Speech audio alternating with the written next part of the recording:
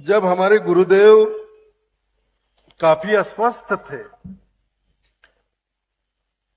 और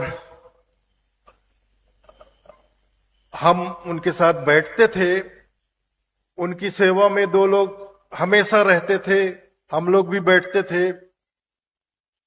तो अभी जो हमारे आश्रम के कोठारी साहब हैं, जो राशन पानी सारा संभालते हैं, उनका नाम बोंदरू साहू है। बोंदरू साहू, वे हमारे गुरुदेव से मात्र 5 बरस छोटे हैं। हमारे गुरुदेव का जन्म हुआ था 1935 में, और ये कोठारी बाबा जो है हमारे, अभी है वो, और बिल्कुल हिष्ट पुष्ट है, लकड़ी भी नहीं पकड़ते हैं, चश्मा भी नहीं लगाते हैं। उनका जन्म है 1940 का, 85 वर्ष पूरे हो गए, और वे हमारे गुरुदेव के परम प्रिय थे, परम प्रिय थे। आज भी यहां है। तो वो एक दिन बैठे तो हमारे गुरुदेव की हालत देखकर वो रोने लग गए। मैं बैठा था, मेरी बड़ी बहन भी वहां बैठी थी, और एक लड़का और था जो सेवा करता था गुरुदेव की, और ये कोठारी बाबा बैठे थे। तो ये कोठारी बाबा अस्वस्थ अवस्था में देखकर गुरुदेव को रोने लग गए। तो गुरुदेव ने कहा, अरे रोते क्यों हो, शांत हो जाओ। ये गुरुदेव के वचन है, अरे क्यों रोते हो भाई।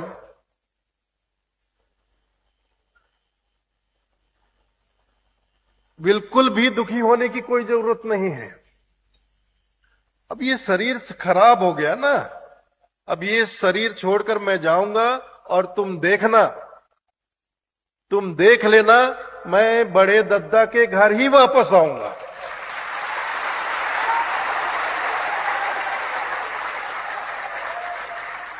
ये वो उनकी वाणी थी, ये उनकी वाणी थी। मुझे बड़े दद्दा बोलते थे मेरे गुरुदेव। उन्होंने कहा कि मैं बड़े दद्दा के घर ही आऊंगा। फिर बसंत पंचमी के दिन 2008 में इनका जन्म हुआ, उदित मुनि नाम साहेब का।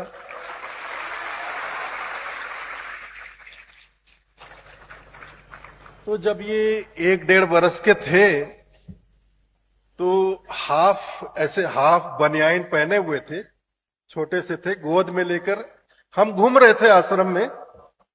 तो अचानक वो जो कोठारी बाबा हैं वो नजदीक आए, और फिर उन्होंने उदित मुनि के ये कंधे को देखा। यहां पर हू बहू परम पूज्य पंचरी हजूर ग्रीन मुनि नाम साहब के दाहिने कंधे पर हू बहू निशान था।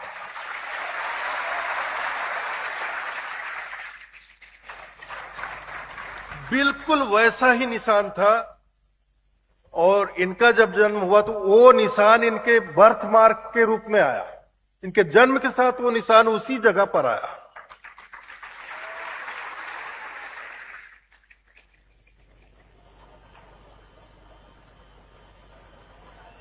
तो मैं भी वहां बैठा था। तो एक तरह से अब ये समझ लीजिए कि गुरुदेव ने, ये गुरुदेव के वचन थे। तो गुरुदेव की जो वाणी है उसको तो हम नकार नहीं सकते। गुरु मुख वाणी ऊंच रे, शिष्य सांच कर मान, यह विधि फंदा छूट ही है और युक्ति नहीं आ। अब ये हमारे गुरुदेव के मुखार बिन से वचन निकले थे, तो हम कैसे नकार सकते हैं। अब तब से ये सबके दुलारे बने हुए हैं, आंखों के तारे बने हुए हैं। और देखिए, तिथिवार आज ये 18 वर्ष के पूर्ण हुए हैं।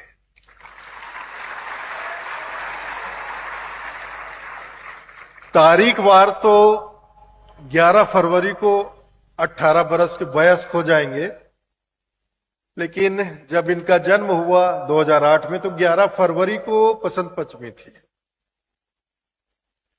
अब वो गुरुदेव की वाणी देखिए, मेले के अंतिम दिन गए और मेले के प्रथम दिन ये इनके रूप में आ गए।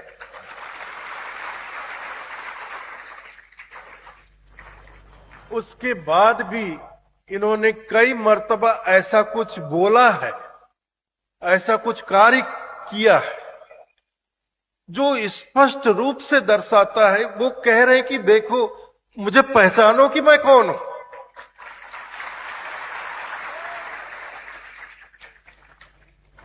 उनकी कई बातों को सुनकर, उनके कई कार्यों को देखकर ऐसा लगता है कि ये कह रहे हैं कि मुझे पहचानो, मुझे देखो, मुझे पहचानो तो सही मैं कौन हूं। ये 15 बरस की उम्र से काम कर रहे हैं, 2 साल से ये कार्य कर रहे हैं और बहुत बेबाकी से कर रहे हैं और बहुत प्रौढ़ता के साथ कर रहे हैं, बहुत ही मैच्योरिटी के साथ कर रहे हैं और बहुत ही प्रभावशाली ढंग से कर रहे हैं। तो आज हम कबीरपंथियों के लिए बहुत ही सौभाग्य का अवसर है, सौभाग्य का दिन है कि आज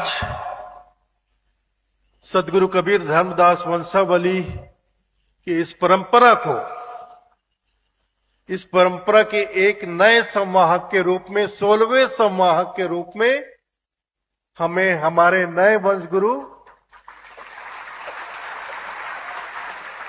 प्राप्त हो रहे हैं। चादर तिलक का विधिवत कार्य संपन्न होगा।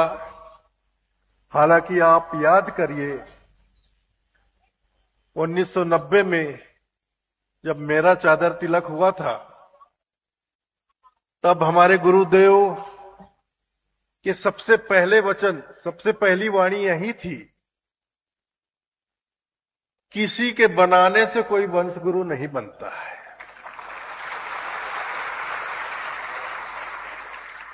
किसी के तिलक लगा देने से, चादर ओढ़ा देने से कोई वंशगुरु नहीं बनता है। जो इस परंपरा में जन्म लेता है, वह जन्म से ही इस गादी का अधिकारी होता है।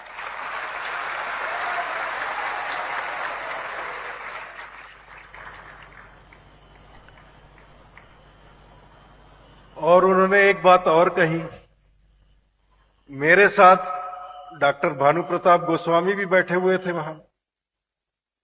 तो उन्होंने कबीरपंथियों से कहा, आप सोच रहे होंगे कि ये बड़े के साथ छोटा कैसे बैठा हुआ है।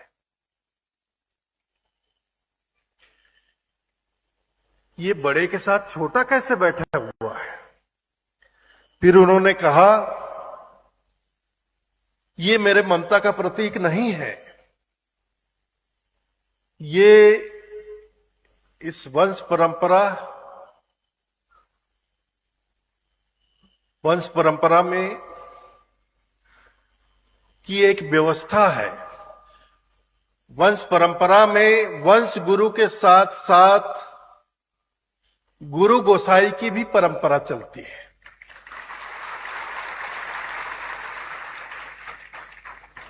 तो 15वें वंश गुरु के रूप में, वंशाचार्य के रूप में मेरे गुरुदेव ने मेरा चादर तिलक किया और मेरे सहयोगी गुरु गोसाई के रूप में उन्होंने डॉक्टर भानु प्रताप गोस्वामी का चादर तिलक। और आज देखिए 36 वर्ष हो गए, तब से आज तक